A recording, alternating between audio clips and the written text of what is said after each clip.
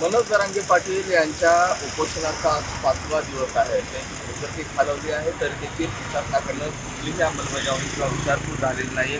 मराठा आरक्षणावरती कुठलंही जे शिष्टमंडळ आहे ते जरांगे पाटलांना भेटण्यास गेलेलं नाही. त्यामुळे मराठा क्रांती मोर्चा जे आहे ते आक्रमक झालेले आहे. बीडमध्ये आजपासून बीड बंदची हाक करण्यात आलेली आहे. मी सध्या सुभाष रोड या परिसरात आहे ना, आपण पाहू शकतो की सकाळपासून तिथले जे व्यापारी आहेत त्यांनी या बीड बंदला जो आहे तो बऱ्यापैकी प्रतिसाद दिलेला आपल्याला पाहायला मिळतंय. आणि एरवी जर सुभाष रोड पाहिलं तर हा मुख्य बाजारपेठ आहे, मुख्य वर्दळीचा भाग आहे. मात्र सकाळपासूनच या परिसरात जो आहे ती वर्दळ आपल्याला पाहायला मिळत नाही.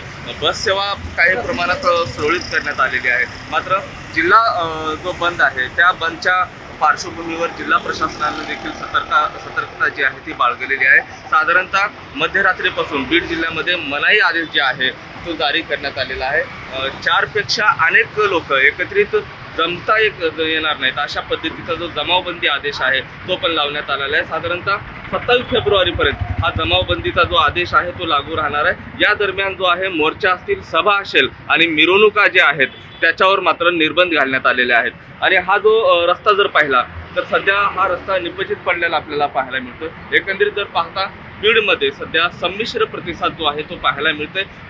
जे काही नागरिक आहेत, जे काही दुचाकी स्वार आहेत ते मात्र त्यांच्या दैनंदिन कामकाजासाठी बाहेर पडताना आपल्याला पाहायला मिळते. तर दुसरीकडे व्यापाऱ्यांनी अशा पद्धतीनं कडकडीत बंद करून एक प्रकारे मनोज जरांगे पाटलांना जो आहे तो या ठिकाणी पाठिंबा दिलेला आहे. एकंदरीत पाहता हळूहळू जो बीड आहे आता बंद होतोय. साधारणतः 12 ते 1 दरम्यान बीडची परिस्थिती काय आहे ते पाहावं लागणार आहे. कॅमेरा पर्सन ज्ञानेश्वर वायबशीसह मी महेंद्र कुमार मुधोळकर, टीव्ही9 मराठी, बीड.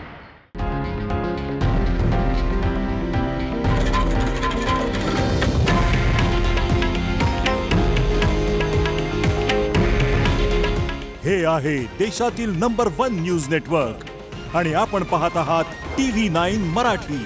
काळजी तुमची, हित महाराष्ट्राचं.